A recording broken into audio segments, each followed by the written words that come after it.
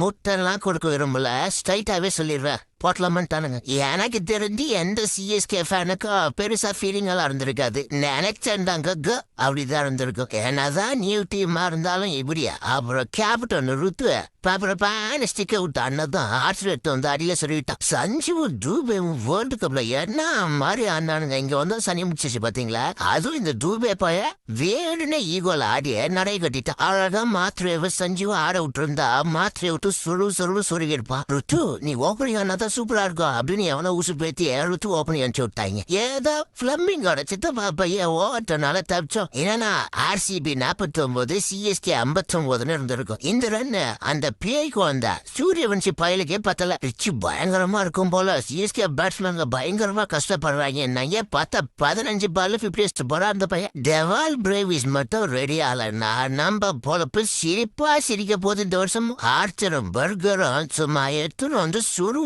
சுருட்டு போட்டாங்க. இதுல நம்ம ஜடுபாய் வேற ஹெட் ஷாட் வைக்கிறாப்ல. நல்ல வேலைடா அப்பா.